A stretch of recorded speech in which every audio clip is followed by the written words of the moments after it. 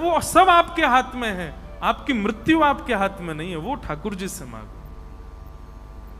आप लोग सावधानी से सुनते नहीं है, लेकिन बहुत बड़ी बात हम कह रहे हैं, सुनिए। और सुनो, अगल बगल वाला कोई सोता दिखे ना, तो कथा में कोहनी मारने से पाप नहीं पुण्य लगेगा। उसको उठा दिया करो, नोच दिया करो थोड़ा, यहां सो रहा है। दो चार माताएं ऐसी हैं कि उनका मुंह तो इतना खुल जाता है सोते समय कि 2 रसगुल्ला धर दो।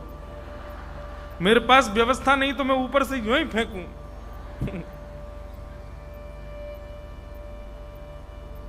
हमारे पूज्य पिताजी महाराज कहते हैं,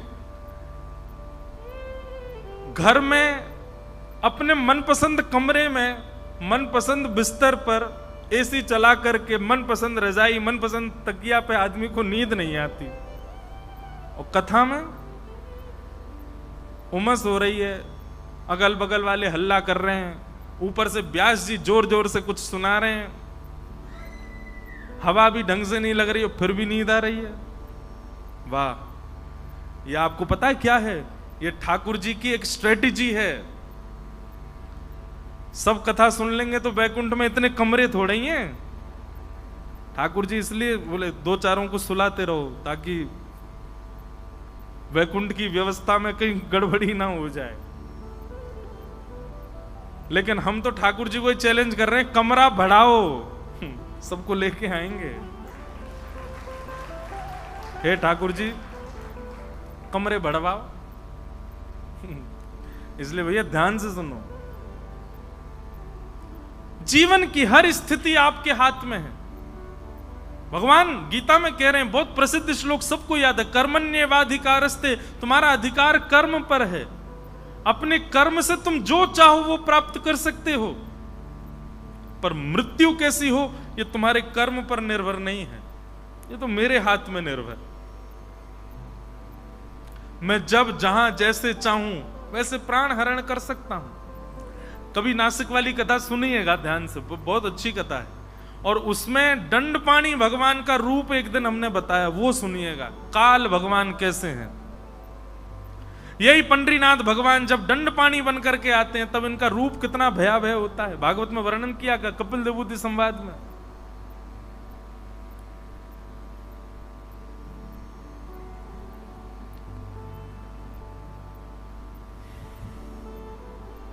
भीष्म पितामह भगवान की स्तुति गा रहे हैं, और स्तुति गाते हुए कह रहे, नाथ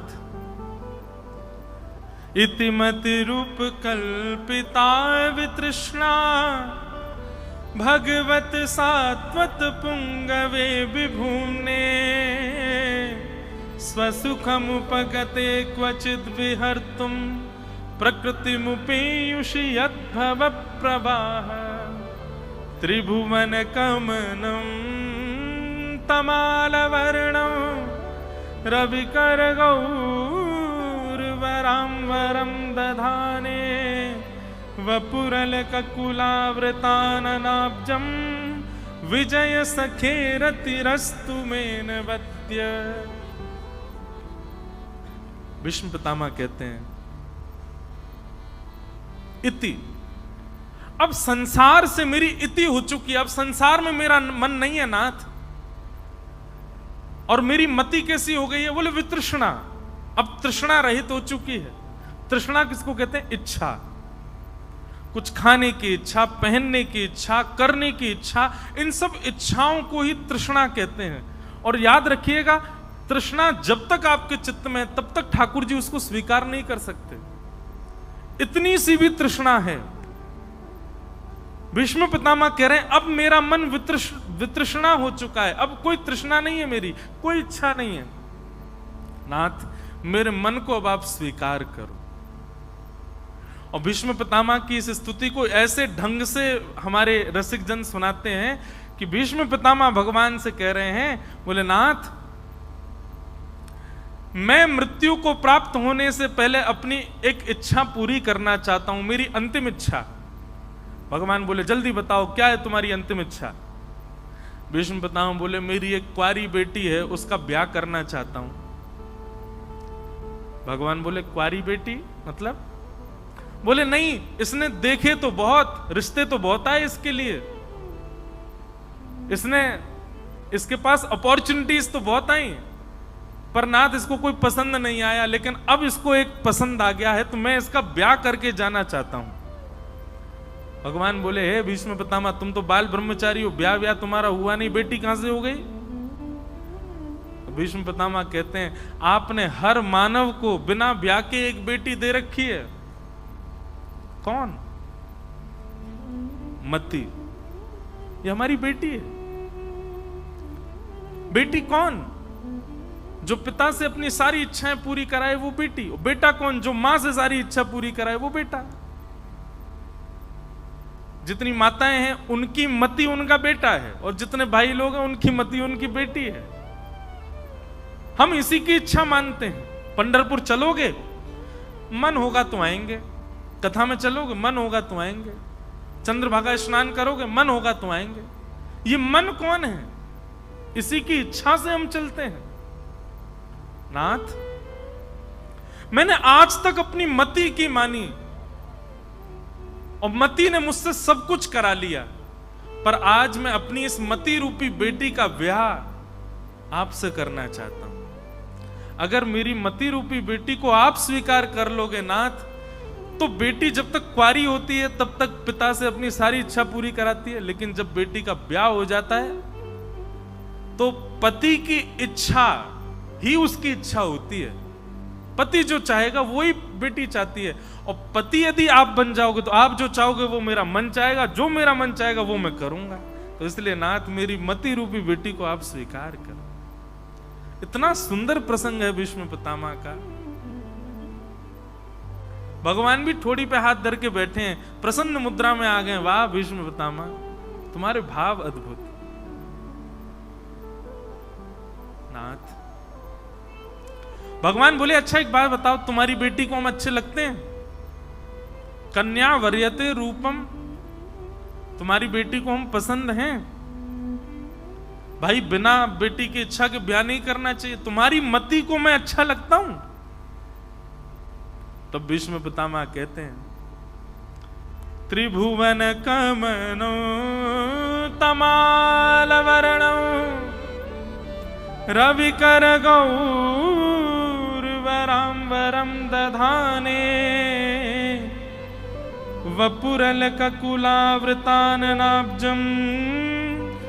विजय सखेरतिरस्तु मेन वद्य।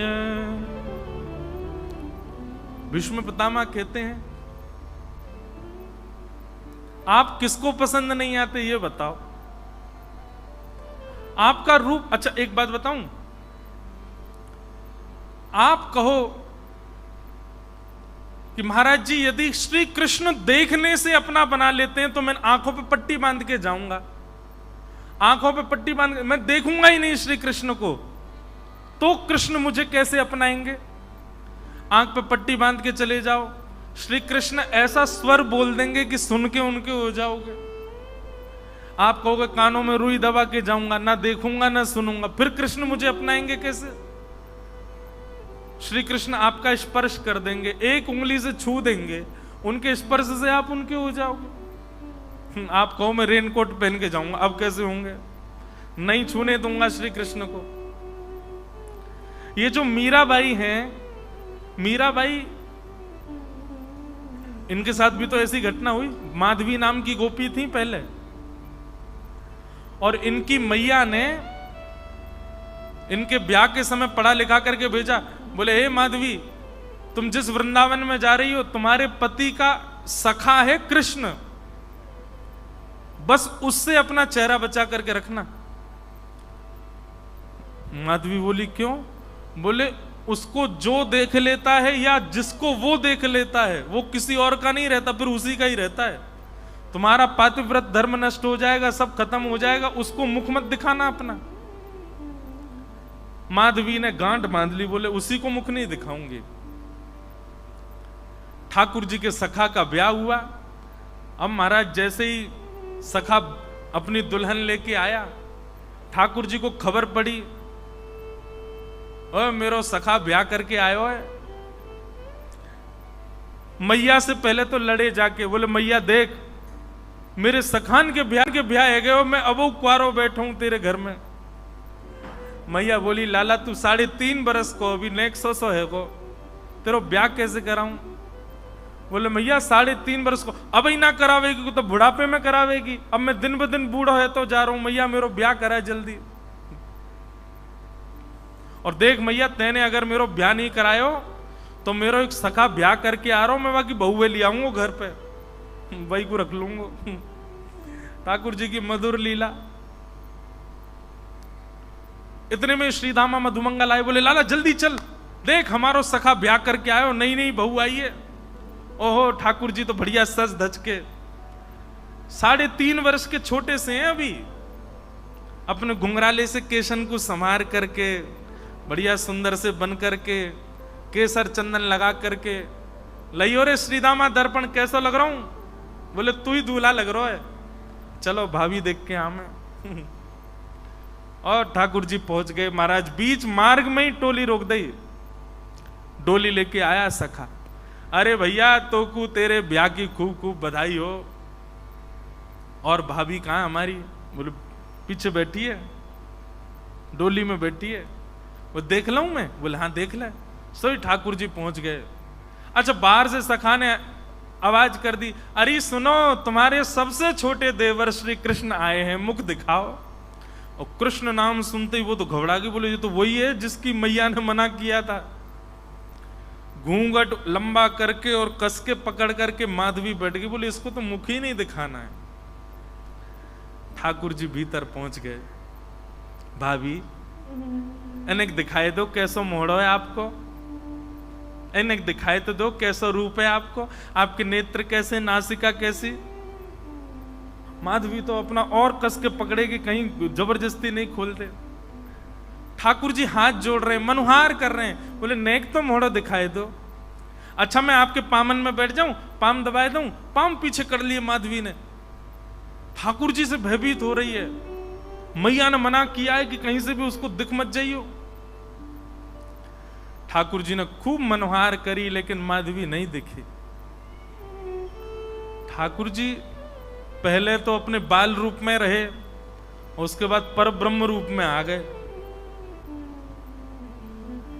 बोले तो पतो ना है मेरो रूप देखवे के काजे, बड़े बड़े योगी, बड़े बड़े ज्ञानी, बड़े बड़े ध्यानी तपस्या करें तब जाके मेरो रूप दिखे, और तू मेरे आगे मुंह छुपाए के बैठी है। जा आज तू अपना मुख मोयना दिखा रही है, मैं भी तो कुछ श्राप दे रहा हूं, तू भी मेरो मुख देखवे के काजे तड़पेगी, और एक जन्म तक तो को एक युग तक प्रतीक्षा करनी पड़ेगी मुंह को देखवे के काजे। माधवी बोली जा जा, मोह भी ना देखनो तो है, चलो जा जा। ठाकुर जी चले गए। अब गोपियां सब कृष्ण की चर्चा करती हैं, कृष्ण की बातें बताती हैं। माधवी कहती है उसकी बातें मत किया करो मेरे आगे। सब गोपी कहती हैं अभी तूने उसको देखा नहीं है।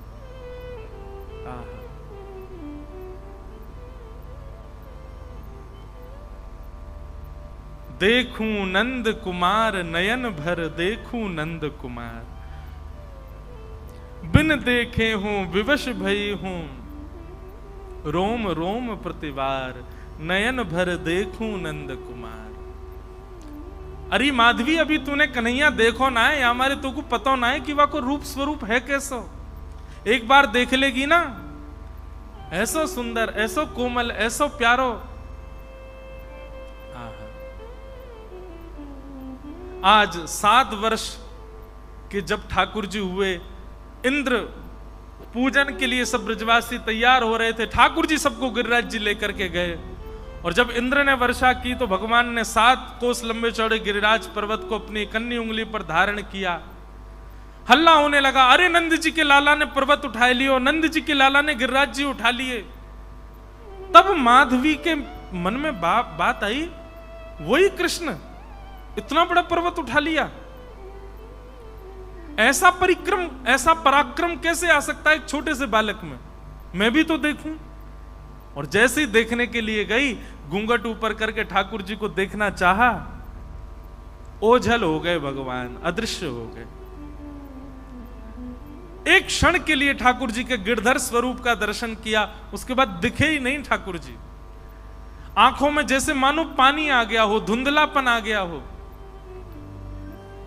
तब उसे समझ आया, बोले ओहो, ये तो साक्षात परब्रह्म है, ये तो साक्षात ईश्वर हैं, जिनसे मुख छुपाना चाहिए था संसार, उनको तो मैंने दिखाया, और जिनको दिखाना चाहिए था उनसे छुपा लिया।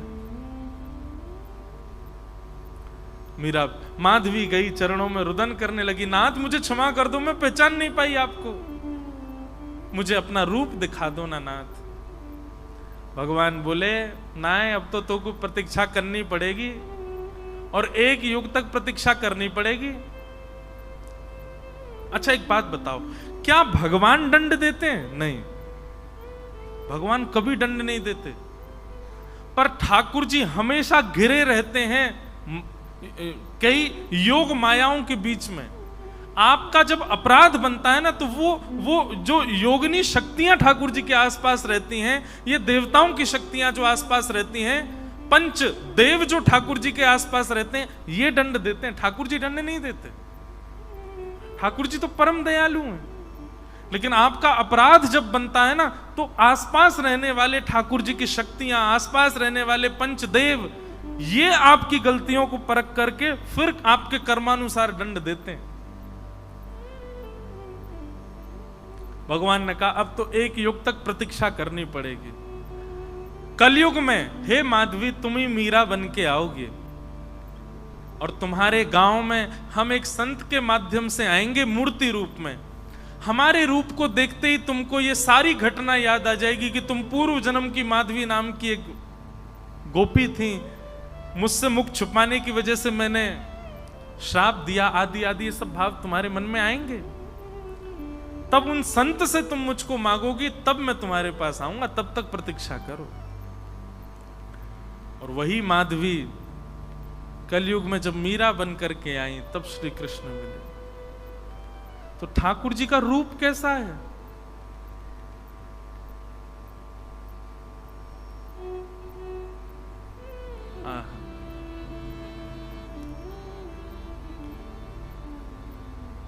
श्री पंडरीनाथ भगवान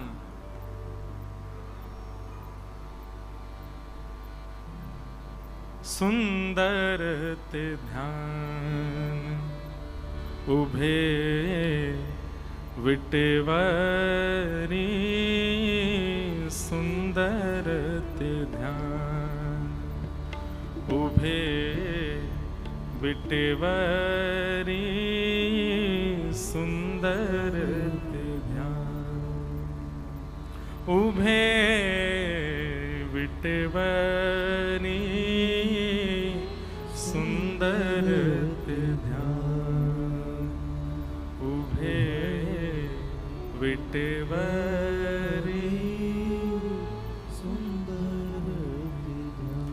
तुलसी हार गला कासे पीतांबर, तुलसी हार गला कासे पीतांबर, आवड़े निरंतर, आवड़े निरंतर, तेची रूप सुंदर ते ध्यान उभे विटेवरी, सुंदर ते ध्यान। कैसा स्वरूप है ठाकुर जी का? बोले तुलसी हार गले में पहना है, पीतांबरी पहन करके एक वीट के ऊपर, ईंट के ऊपर दोनों भुजाओं को कमर पर रख के, जिनका ध्यान अति सुंदर है, ऐसे हमारे विटेवर, हमारे श्री पंडरीनाथ खड़े हैं। और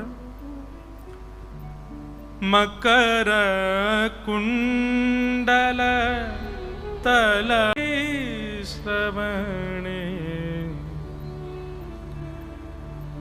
कंठी कौस्तुभ, कंठी कौस्तुभ मणि विराजत सुंदर ध्यान उभे विटेवरे सुंदर ध्यान उभे विटेवरे सुंदर ध्यान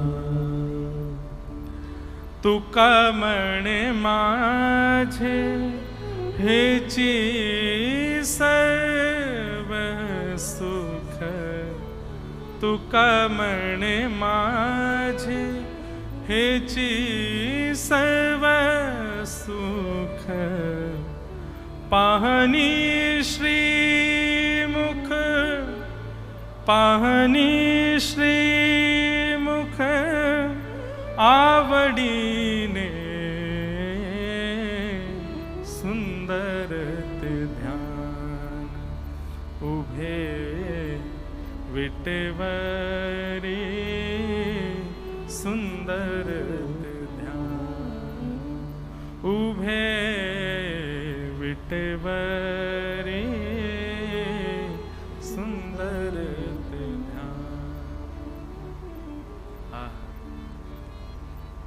मकर मत्स्याकृत कुंडल पहन रखे हैं जिन्होंने अपने कानों पर, गले में कौस्तुभ मणि पहन रखी है, तुलसी का हार धारण किया हुआ है, वीट के ऊपर दोनों भुजाओं को कमर पर रख के ठाकुर जी खड़े हैं। श्री तुकाराम जी कहते हैं कि ये मुख में देखता रहूं, बस ये स्वरूप में देखता रहूं। हमारे स्वामी श्री हरदास जी महाराज जिन्होंने श्री वृंदावन बिहारी लाल को प्रकट किया, वे भी ऐसा ही एक भाव कहते हैं। वो कहते हैं ऐसे ही देखत रहूं तो मैं जन्म सुफल कर मानूं। बस नाथ मैं आपको ऐसे ही देखता रहूं, आप मेरे सामने खड़े रहो और मैं आपको निहारता रहूं, और मुझे जीवन में कुछ नहीं चाहिए, बस ये देखते देखते निहारते निहारते पूरा जीवन निकल जाए नाथ, बस और कुछ नहीं चाहिए। स्वामी श्री हरदास जी का भाव।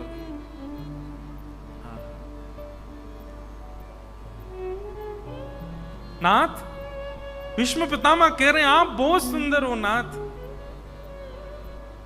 त्रिभुवन आपके सुंदरता पर मोहित रहता है, मेरे मति को आप प्रसन्न नहीं आओगे? मेरी मति को आप बहुत प्रिय हो नाथ, आप उसे स्वीकार करो। इस प्रकार भीष्म पितामह ने अनेक भाव ठाकुर जी के चरणों में प्रस्तुत किए, और भगवत स्मरण करते हुए ठाकुर जी के श्री चरणों में ही स्तुति गाते गाते श्री भीष्म पितामह ने जैसे ही देखा उत्तरायण का समय हुआ, प्राण मुख के रूप में निकले, मुख से निकल करके भगवान में जाकर के विलीन हो गए, और श्री भक्त श्री भीष्म पितामह जी के प्राण ठाकुर जी में विलीन हो गए।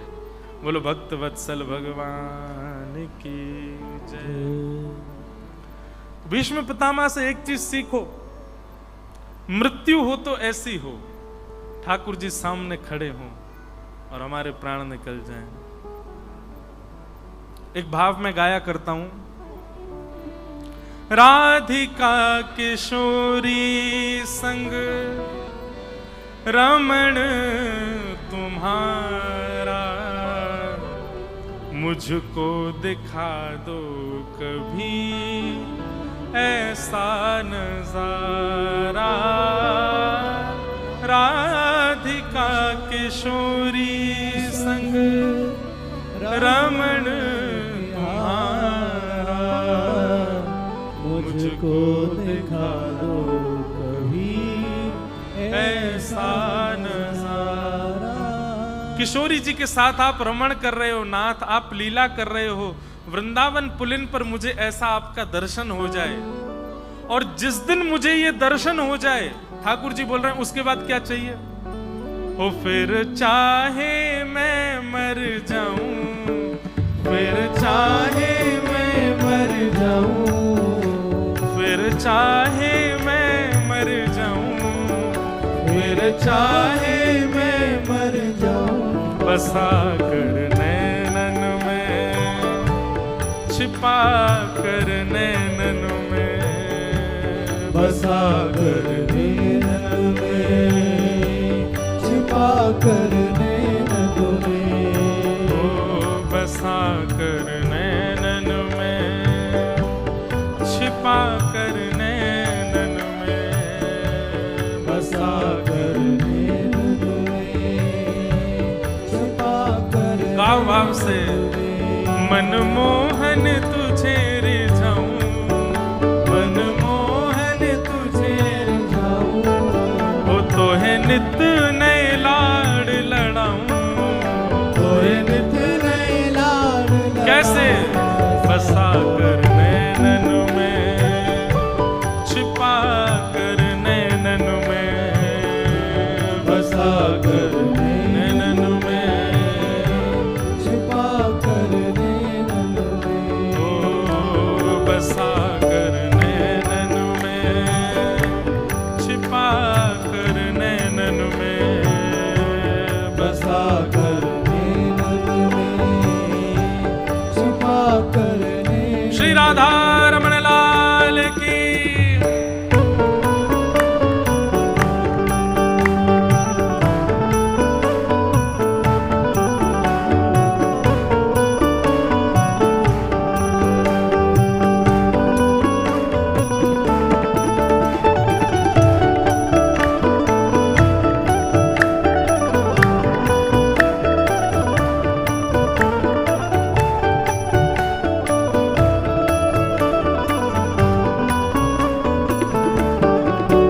श्री पंडरीनाथ भगवान की।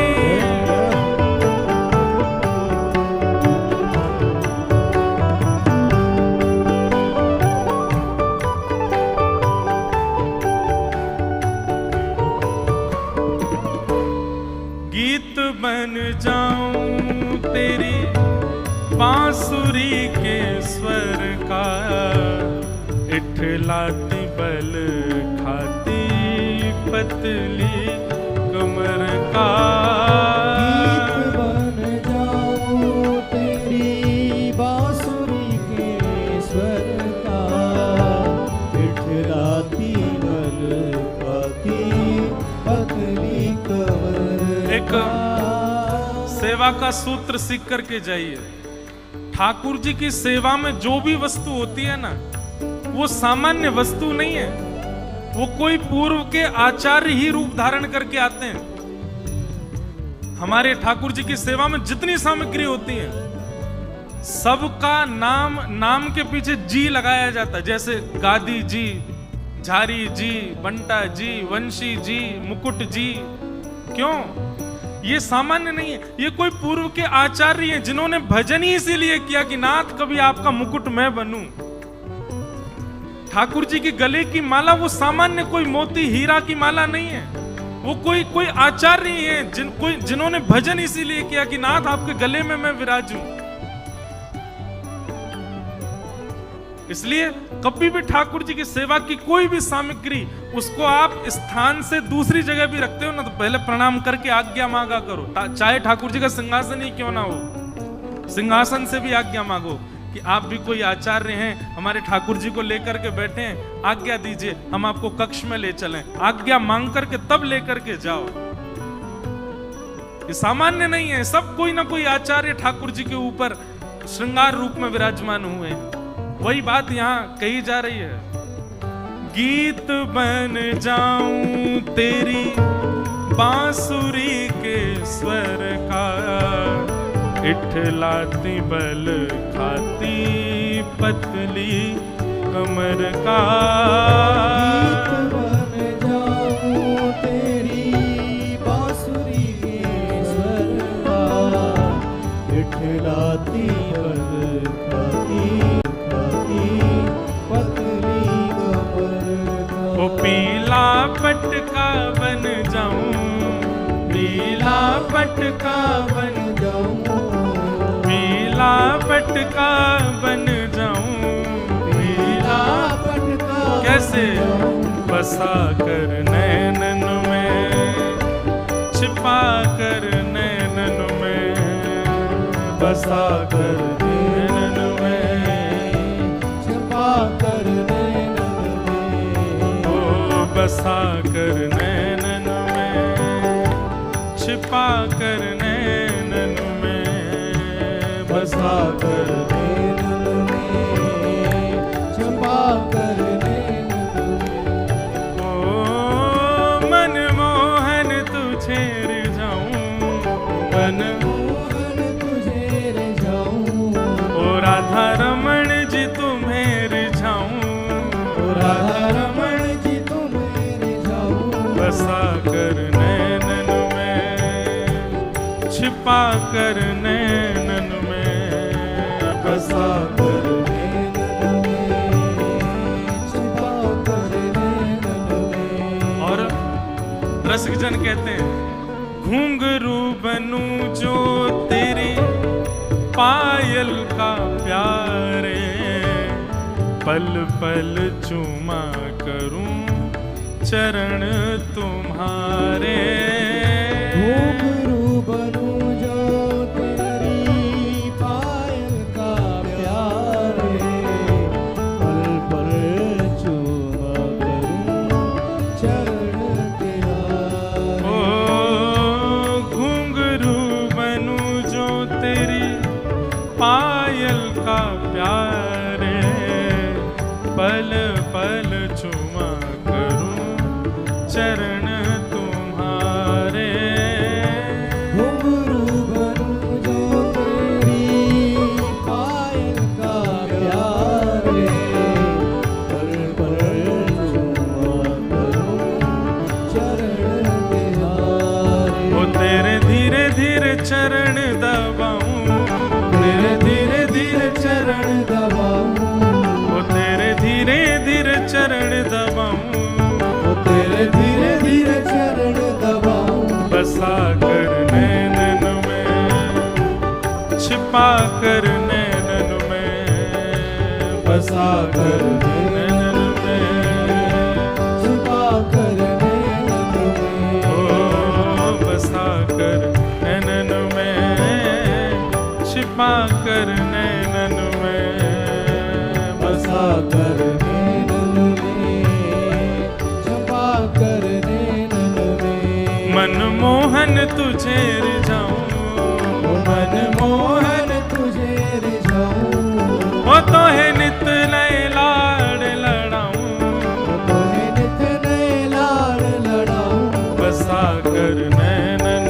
में, छिपा कर नैनन में, बसा कर नैनन में, छिपा कर नैनन में। ओ बसा कर नैनन में, छिपा कर नैनन में, बसा कर नैनन में, छिपा कर नैनन में। हाँ बसा कर नैनन में, छिपा कर नैनन में, बसा कर नैनन में, छिपा कर नैनन में। बोलो भक्त वत्सल भगवान की। भीष्म पितामह की यही स्थिति हुई है। भीष्म पितामह अपनी स्तुति का अंत करते हैं तो अंत करने से पूर्व ब्रजमंडल को याद करते हैं। ललित गति विलास वल गुहास प्रणय निरीक्षण कल्पितो रुमान कृत मनु कृतवत्य उन्मदांधा प्रकृति मगन किल यस्य गोपवध्व। भीष्म पितामह कहते मैंने आपके सारे रूपों का दर्शन किया केवल एक को छोड़ के। भगवान बोले कौन सा? बोले जो आपकी टेढ़ी मेढ़ी चाल है ना वृंदावन वाली, जहां आप हाथ में मक्खन लिए बंसी लिए जो ऐसे टेढ़ी मेढ़ी सी चाल चलते हैं, लटक झटक करके चलते हैं, आपका वो रूप देखना है और उसके लिए मुझ पर कृपा करो कि मेरा जन्म ब्रजमंडल में हो। ऐसे भीष्म पितामह के भावों को प्रणाम करते हैं। आगे बंधुओं परीक्षित जी का जन्म हुआ। ब्राह्मणों ने आकर के बता दिया, बोले कि इस बालक की मृत्यु तक्षक सर्प के दंशन से होगी, परंतु आप चिंता मत करिएगा, प्रपत्स्यत उपश्रुत्य मुक्त संग पदम हरे। एक वैष्णव संत के जीवन में आने से और भगवत कथा आने से ये भगवत धाम को प्राप्त करेगा, भक्ति को प्राप्त करेगा।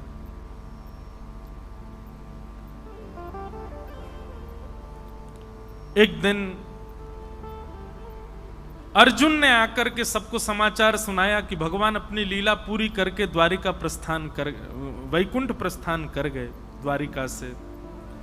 ये खबर सुनते ही पांचों पांडवों ने मन में विचार किया कि अब हम भी धराधाम पर नहीं रुक सकते, और पांचों पांडव द्रौपदी सहित स्वर्गारोहण को चले गए और छोटे से परीक्षित को राजा बना गए। परीक्षित जी महाराज धीरे धीरे ब्राह्मणों के आश्वासन में बड़े हुए, ब्राह्मणों के निर्देश से ही संचालन करते हैं अपनी राज्य गद्दी का। उनका ब्याह हुआ, जन्मेजय आदि पुत्र हुए। एक दिन नगर भ्रमण करते हुए राजा परीक्षित को कलयुग मिला, और उस कलयुग को भाग जाने के लिए कहा, लेकिन कलयुग ने कहा मैं नहीं जा सकता, यह युग व्यतिक्रम होगा, आपको मुझे स्वीकार करना पड़ेगा, मैं कहीं और नहीं जा सकता, आपको मुझे आश्रय देना पड़ेगा। तब परीक्षित जी महाराज ने कलयुग को 5 स्थान प्रदान किए। द्यूतम पानम स्त्रियः सूना यत्र धर्मश्चतुर्विध पुनश्च याचमानाय जात रूप मदात प्रभु। 5 स्थान हैं कलयुग के। सबसे पहला द्यूतम यानी कि जुआ, या फिर कोई भी ऐसा स्थान जहां पर लक्ष्मी का आप असद प्रयोग कर रहे हो, दुरुप्रयोग कर रहे हो। क्षमा कीजिएगा, लक्ष्मी का व्यय यदि मद्यपान के लिए भी कर रहे हो तो वह भी एक प्रकार से पाप है। लक्ष्मी साक्षात भगवान की पत्नी है, आप उससे असद वस्तु नहीं खरीद सकते, उससे असद स्थान पर उसको व्यय नहीं कर सकते। सबसे पहला स्थान दिया द्यूतम। द्यूतम का मतलब होता है जुआ। दूसरा स्थान दिया कलयुग को पानम, मद्यपान और भक्ष सेवन, उसमें कलयुग का निवास है। तीसरा स्थान दिया विवाह उपरांत पर स्त्री और पर पुरुष संग, कलयुग का निवास है। द्यूतम पानम स्त्री। चौथा स्थान दिया सूना यानी कि हिंसा। मनसा वाचा कर्मणा, किसी भी रूप में आप किसी का अनहित चाहते हो तो यह हिंसा कहलाता है। देखो, मनसा वाचा कर्मणा, आपने किसी को मारा पीटा या उसके साथ कुछ गलत किया, प्रहार किया, तो वो तो हिंसा पाप कहलाएगा ही। लेकिन आपने मन से भी किसी के बारे में गलत सोचा है, इसके साथ ऐसा हो जाए, इसके साथ इतना बुरा हो जाए, ये हो जाए, ये भी एक मनसा पाप है। ये तो हो गया मनसा पाप। दूसरा हो गया कर्मणा पाप। तीसरा होता है वाचा पाप, मतलब ना तो आपने मारा ना मन में सोचा, लेकिन बोला खूब बड़ा भुला, उसके बारे में खूब गलत सलत अंट संट बोल दिया, उसको बहुत बुरा लग गया, हृदय में उसके पीड़ा हो गई, तो यह भी एक पाप है, यह भी हिंसा कहलाता है। लेकिन मां बेटे को सुधारने के लिए मारे तो वो पाप नहीं, पुण्य है। माता पिता गुरुजन अपने बच्चों को समझाने के लिए या किसी को सुधारने के लिए यदि हिंसा का रूप, वो हिंसा नहीं होता। फिर सबसे बड़ी बात, आपके कर्म करने के पीछे आपके भीतर इंटेंशन क्या है आपका, उससे पाप बनता है। अगर मन में पहले से सोच करके कि इसको पीड़ा हो, इसको नीचा दिखाना है, आप उसको हिंसा कर रहे हो तो वो पाप है। लेकिन किसी को संभालने के लिए, समझाने के लिए अगर आप इस प्रकार का भाव रखते हैं तो वो हिंसा नहीं कहलाता। द्यूतम पानम स्त्रियः सूना, 4 स्थान दिए। कलयुग ने पुनः याचना की तो 5वें स्थान के रूप में अनीति से कमाया गया धन, 5वां स्थान बताया। इन 5 स्थानों में कलयुग निवास करता है। हम व्यासपीठ से लगभग कथाओं में कहते हैं यदि कोई व्यक्ति इन 5 जगहों से बच गया तो ऐसे व्यक्ति पर कलयुग का प्रभाव नहीं हो सकता। ज्यादा नहीं, केवल 5 कमरे छोड़ने की बात कही जा रही है। 5 कमरों में मत जाओ। द्यूतम, जुआ मत खेलो। पानम, मदिरा पान, बक्ष सेवन मत करो। सूना, हिंसा मत करो। पर स्त्री पर पुरुष संग मत करो। और 5वां, बिना मेहनत के धन मत कमाओ। ये 5 चीज यदि कोई कर ले तो कलयुग का प्रभाव नहीं हो सकता उस पर। 5 स्थान देने के बाद परीक्षित स्वयं भटक गए। लौट करके जैसे ही अपने राजभवन में आए तो जरासंध का मुकुट रखा था तहखाने में, केवल अपने ऊपर पहन के देखने के लिए कैसा लगेगा। जैसे ही धारण किया, अनीति का धन जैसे ही धारण किया, कलयुग प्रविष्ट हो गया और राजा परीक्षित शिकार खेलने के लिए वन में गए। जो कभी किसी को हिंसा करते ही नहीं थे, आज वो शिकार करने गए वन में। शिकार तो कर नहीं पाए, धूप के कारण प्यास लगी, शमीक ऋषि के आश्रम पहुंच गए, जल की याचना की कि मुझे जल पिलाओ। और वहां ऋषि समाधि में बैठे थे। ऋषि ने जल प्रदान नहीं किया समाधि में होने के कारण, तो राजा परीक्षित को समाधि नहीं दिखाई दी है, बल्कि ऐसा दिखाई दिया कि पाखंडी है, उठ करके मुझे देना ना पड़े इसलिए आंख बंद करके बैठा है। बंधुओं, यह भी कलयुग का प्रभाव है कि जो होता है उसमें भी आपको नेगेटिविटी दिखती है, उसमें भी आपको विपरीत अवस्था दिखाई देती है। यह कलयुग का प्रभाव है। अब कोई बेचारा भजन कर रहा है, कोई बेचारा साधना कर रहा है, कोई नियम का पालन कर रहा है, पर आपको पाखंड दिखाई दे रहा है, तो यह कलयुग का प्रभाव है। कोई कथा सुनने के लिए जा रहा है, 4 घंटा बैठ के कथा सुनता और आपको उसमें पागलपन दिखाई दे रहा है, यह कलयुग का प्रभाव है। कोई आपका भला चाह रहा है, कोई आपका अच्छा चाह रहा है, पर आपके मन ही मन आ रहा है कि जरूर इसका कोई स्वार्थ है, जरूर ये मुझसे कुछ और ये कलयुग का प्रभाव है। मतलब वस्तु चाहे कितनी अच्छी हो, पर आपको नकारात्मक दृष्टि से ही दिखाई देती है, तो समझो कलयुग का प्रभाव है आपके ऊपर। एक प्रकार से कह दूं, बुरा नहीं मानिएगा, बहमी, ये बहम हो जाना बहुत ज्यादा, जरूर उसने मुझ पे कुछ करा दिया है। अच्छा, मुझे एक मेरी बात सुनना, ये जो लोग कहते हैं उसने कुछ करा दिया, लोग इतने खाली बैठे हैं क्या संसार में कि वो एक दूसरे पे कुछ कराते भी हैं? मुझे तो लगता ही नहीं है ऐसा कोई करता भी होगा, वो उसने कुछ करा दिया है। अरे भाई, 3 प्रकार का दुख होता है, कर्म, काल और स्वभाव। कभी कभी आपका समय खराब आता है और ये ठाकुर जी देते हैं, अगर वो नहीं होगा ना तो आप दोबारा शुरुआत नहीं कर पाओगे अच्छी।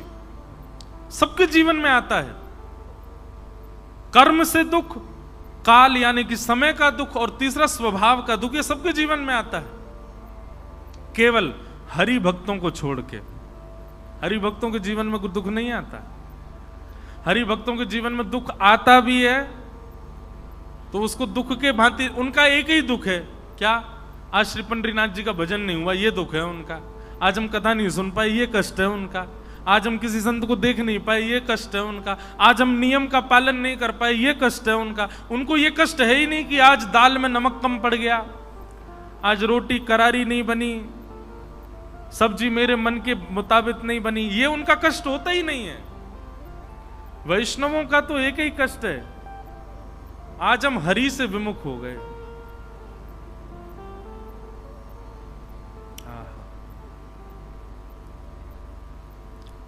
द्यूतम पानम स्त्रिय सोना। 5 स्थानों पर कलयुग।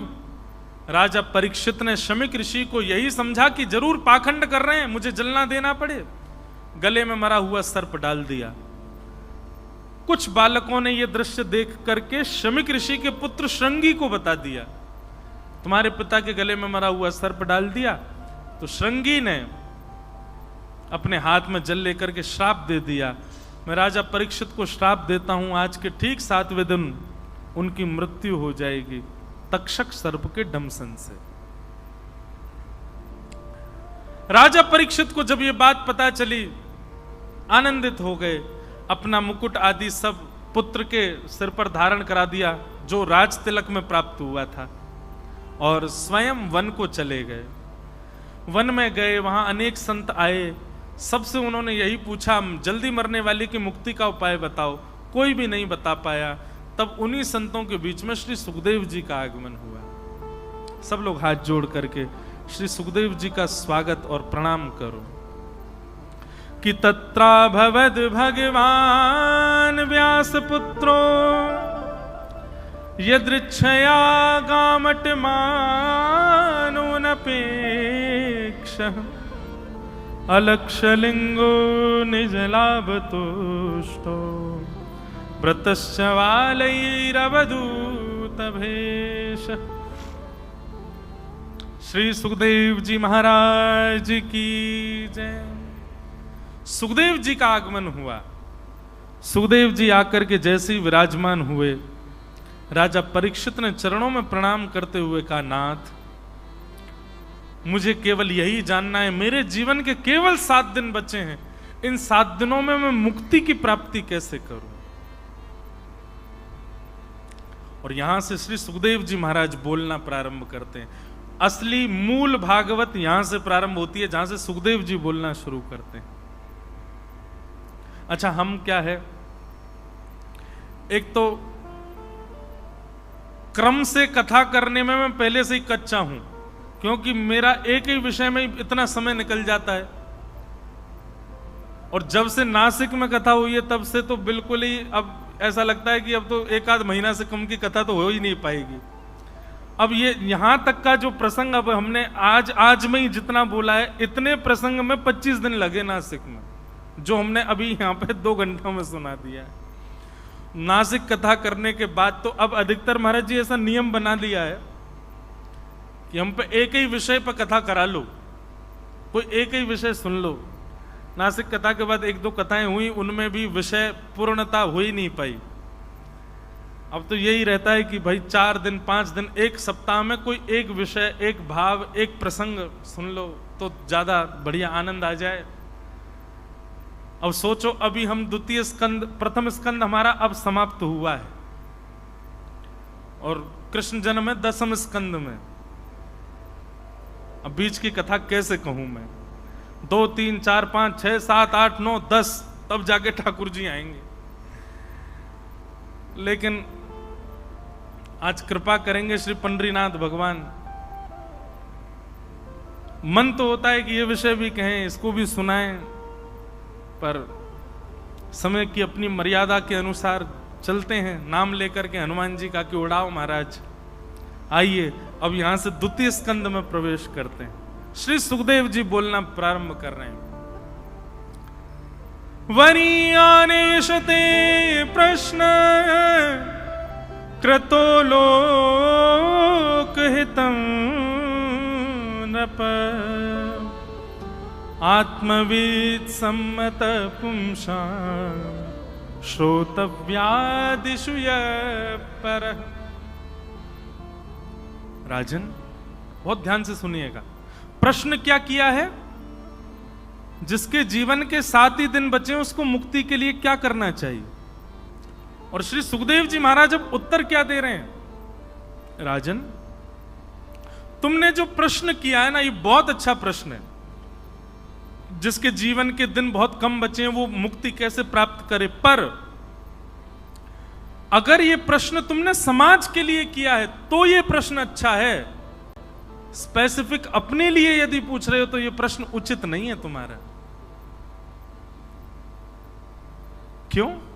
परीक्षित जी कह रहे मैं समाज में नहीं आता, मैं संसार में नहीं आता। नहीं भाई, तुम एक्स्ट्रा ऑर्डिनरी चाइल्ड हो, तुम पर ज्यादा कृपा है भगवान की। तुम ये प्रश्न नहीं कर सकते कि जल्दी मरने वाली की मुक्ति का उपाय क्या है। क्यों? परीक्षित, पहली बात, अपनी सिचुएशन देखो, बहुत ध्यान से सुनिएगा। शमीक ऋषि के पुत्र ने तुमको 7 दिन में मरने का श्राप दिया। अगर शमीक ऋषि का पुत्र चाहता तो यह भी श्राप दे सकता था कि अभी इसी वक्त तक्षक सर्प डस दे और राजा परीक्षित की मृत्यु हो जाए। उसने 7 दिन की अवधि क्यों प्रदान की तुमको? मुक्ति के लिए 7 दिन आवश्यक नहीं है, 7 घंटे आवश्यक नहीं है, 7 सेकंड भी आवश्यक नहीं है। अंतिम श्वास निकल रही हो, प्राण निकलने वाले हैं, मान लीजिए कोई पापी व्यक्ति, उसने बहुत पाप किया जीवन भर और उसके प्राण निकलने वाले हैं, अंतिम श्वास बस निकल ही रही थी, तभी किसी भजनानंदी भक्त ने उसके कान में जाकर के कह दिया विठल विठल। अंतिम श्वास निकलते समय अगर उसने विठल सुन लिया, मुक्ति हो जाएगी उसकी। जीवन में किए गए सारे पाप समाप्त। भगवान की एक ऐसी योजना है, आपके कर्म के अनुसार नरक स्वर्ग आदि सब मिलेगा, आपके कर्म के अनुसार आपको इस संसार में सब भोगना मिलेगा, लेकिन यदि आपके अंतिम श्वास में भगवत स्मरण हो गया तो आपके पूरे जीवन को नजरअंदाज करके आपको भगवत धाम पहुंचा दिया जाएगा। राजन, तुमको 7 दिन क्यों दिए उस बालक ने? और इन 7 दिनों में भी तुम मुक्ति मांग रहे हो। मुक्ति के लिए 7 दिन नहीं चाहिए। तुम्हारे प्राण जिस दिन निकल रहे होंगे, अंतिम श्वास निकलने वाली होगी, तब आ जाऊंगा मैं और आकर के तुम्हारे कान में नारायण, केवल एक बार ये नारायण नाम कह दूंगा, मुक्ति मिल जाएगी। और कथा किसकी है? अजामिल। अजामिल की कथा सुनिए। अपने छोटे बालक का नाम नारायण रख दिया, जीवन भर पाप किया। जब यम के दूत ले जाने के लिए आए तो भगवान को नहीं, अपने पुत्र को बुला रहा है, नारायण आओ, नारायण बचाओ, नारायण बचाओ। तुरंत नारायण दूत प्रकट हो गए और जो नरक ले जाने वाला पाश होता है उसको काट दिया और कहा अब आप इसको नरक नहीं ले जा सकते। यमदूतों ने कहा क्यों? इसने बहुत पाप किया जीवन, बोले कितना भी किया हो, इसने नारायण बोल दिया, अब ये नरक नहीं जा सकता, अब तो ये विष्णु लोक जाएगा, अब तो ये वैकुंठ जाएगा।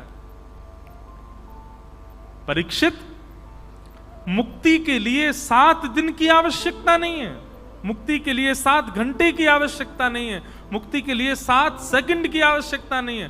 अंते नारायण स्मृति, अंतिम क्षण में यदि नारायण बोल दिया जाए मुक्ति मिल जाएगी।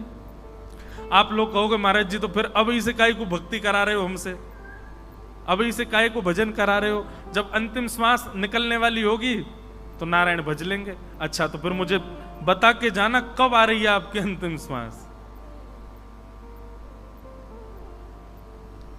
जन्म जन्म मुनि जतन कराई, अंतराम कहीं आवत नाहि।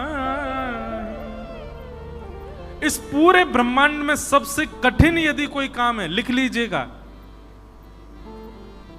धनवान बनना कठिन नहीं है, योग्यवान बनना कठिन नहीं है, सुंदर बनना कठिन नहीं है, दुनिया की सारी उपलब्धियां प्राप्त करना कठिन नहीं है। इस संसार में सबसे कठिन यदि कुछ है तो वो है अंतिम श्वास में भगवान का नाम बोलना, सबसे कठिन।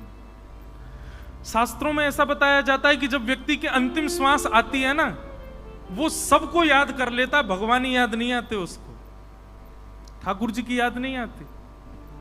उसको ये पता भी चल जाता है कि मेरे प्राण निकलने वाले हों, फिर भी भगवान को याद नहीं कर पाता। यही विधि का विधान है। तो बोले फिर कौन याद कर पाता है भगवान को? बोले जिसने बचपन से याद किया होगा, जिसने बचपन से भजन किया होगा, जिसने अपने संपूर्ण जीवन में हर दिन ठाकुर जी को याद किया होगा, उसी को ही अंतिम श्वास में ठाकुर जी याद आ सकते हैं।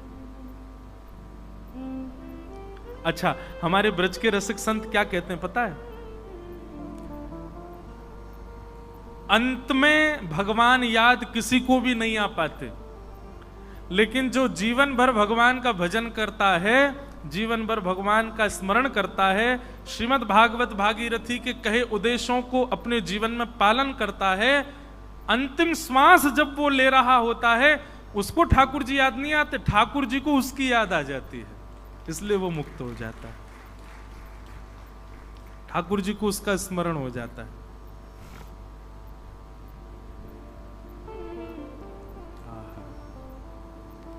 परीक्षित, तुम मुक्ति मत मांगो, अंतिम श्वास निकले तब आ जाऊंगा मैं, तो मुक्ति मिल जाएगी। परीक्षित बोले तो फिर इन 7 दिनों का मैं कैसे उपयोग करूं?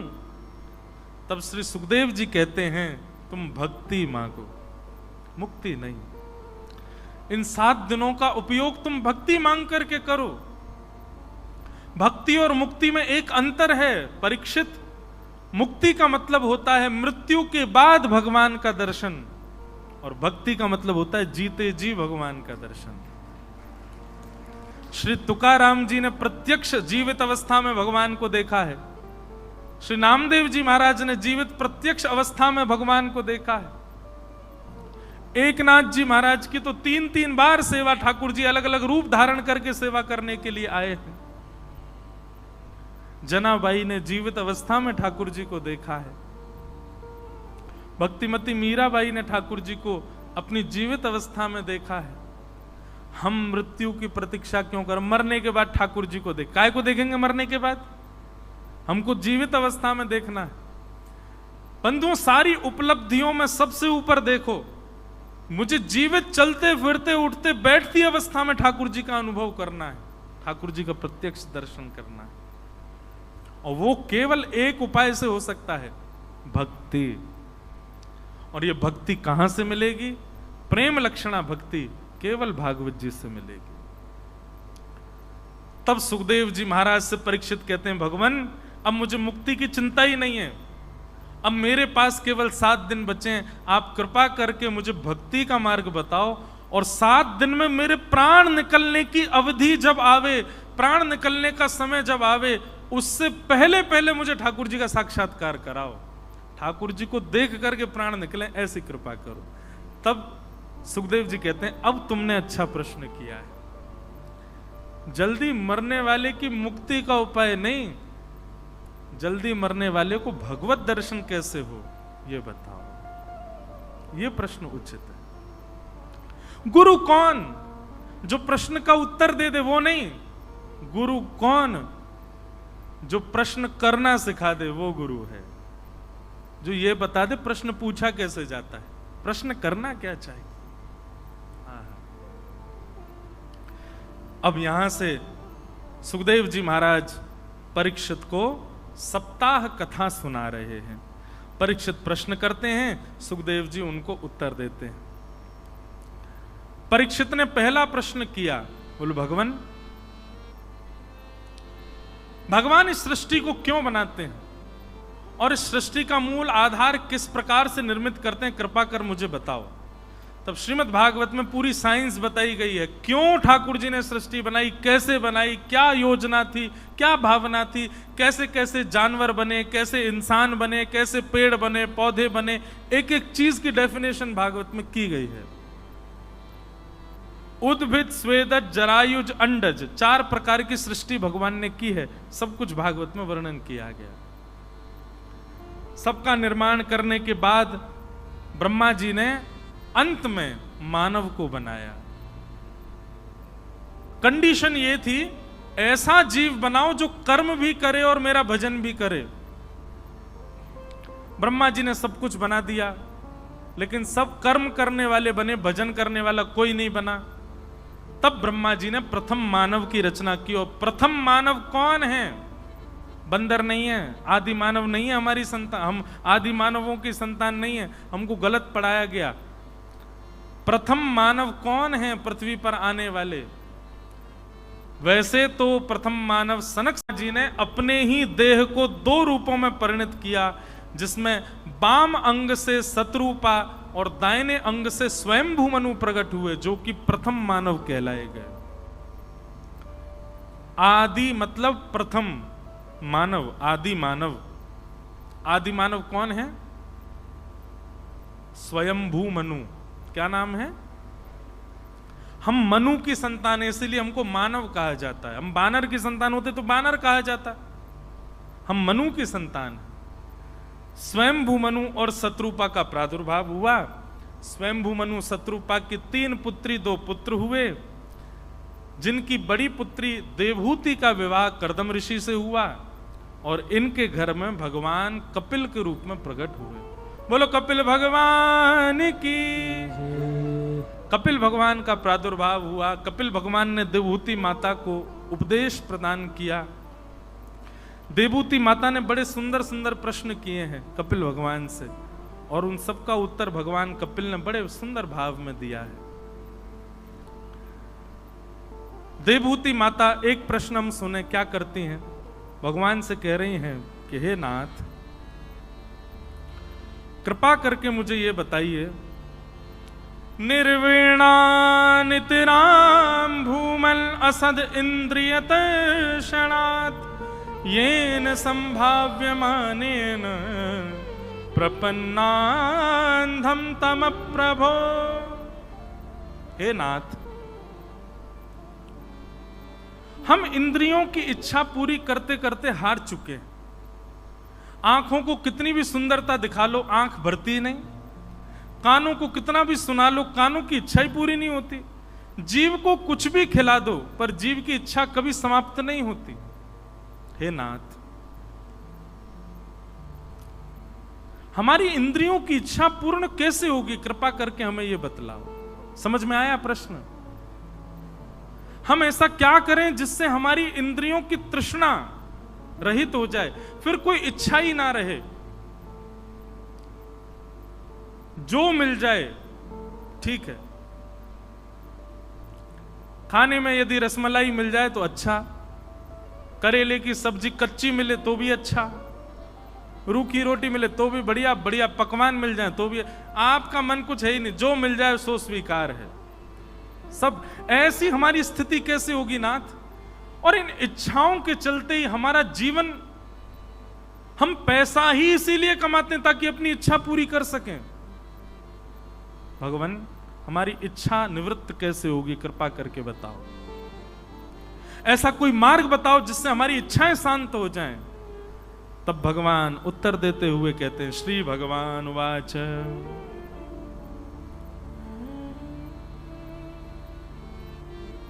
चेतः खलवस्य बन्धाय मुक्तये चात्मनो मतम् गुणेषु सक्तं बन्धाय रतं वा पुंसि मुक्तये। मैया, यह तो बहुत ज्ञानवर्धक और बड़ा ज्ञान का प्रसंग है, लेकिन ध्यान से सुनो तो बहुत अच्छा है।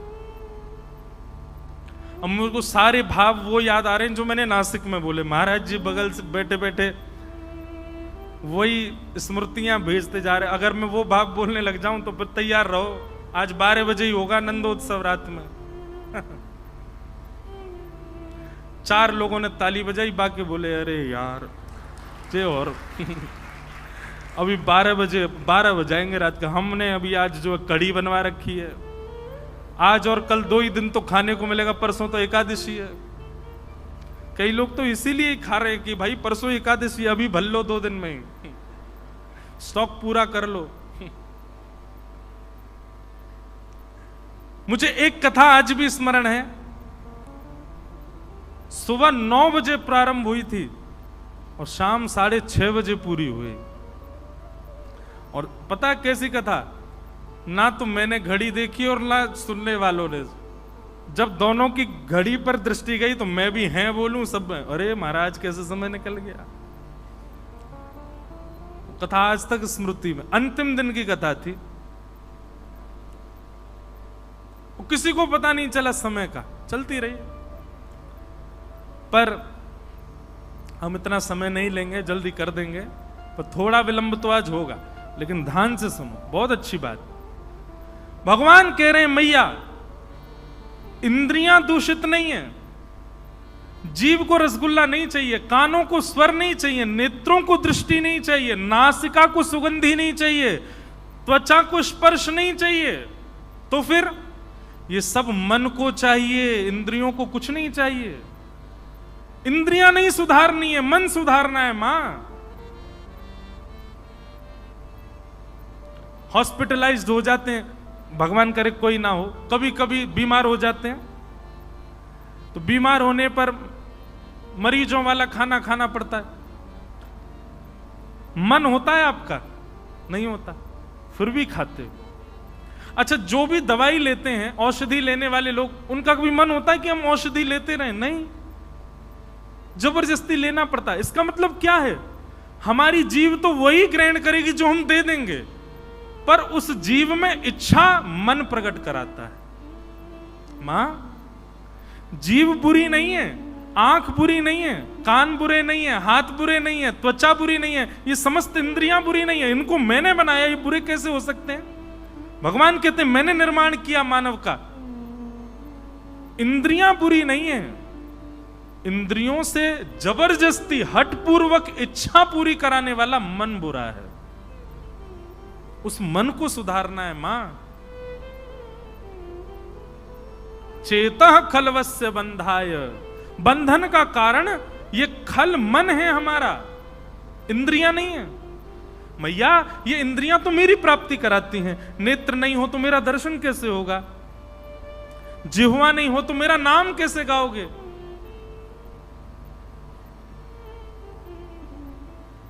कान नहीं हो तो मेरी कथा कैसे सुनोगे?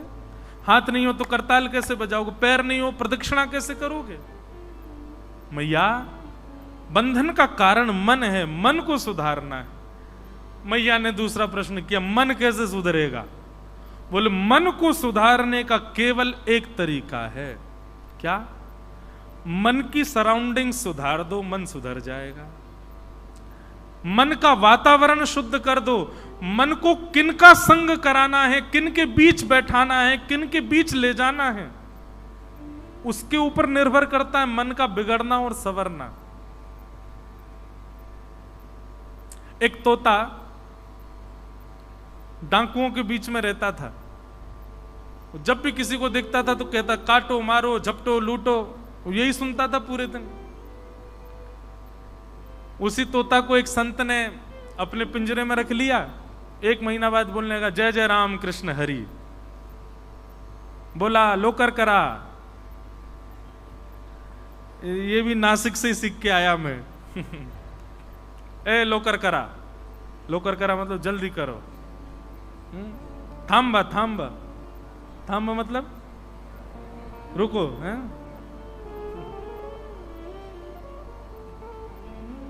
बड़ा आनंद आता था महाराज। दोपहर के स्नान के लिए जब गोदावरी जी में जाते थे, धूप पड़ रही होती थी और गोदावरी जी का शीतल जल इतना आनंद देता था।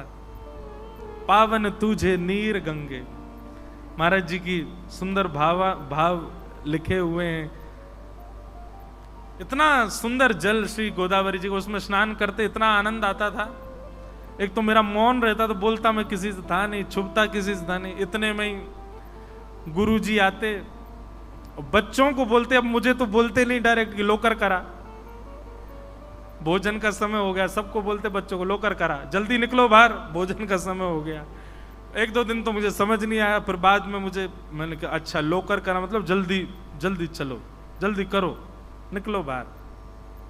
फिर जाते महाराज, प्रसाद पाते, फिर थोड़ी देर आराम करते, 3 बजे से कथा सुनाते, 5 बजे कथा 6 बजे पूरी करके फिर गंगा जी में कूद जाते। क्या आनंद आता था, अलग ही सुख था महाराज। तो मन को पवित्र करने का, मन को सुधारने का तरीका क्या है? तब भगवान कहते हैं जो हरि गुण गाते हैं, जो हरि स्मरण करते हैं, जो हरि सेवा करते हैं, जो हरि की सेवा में रहते हैं, जो हरि चिंतन में रहते हैं, जो सत्संग करते हैं, ऐसों के बीच में रहना प्रारंभ कर दो, धीरे धीरे आपका मन अपने आप ठीक हो जाएगा।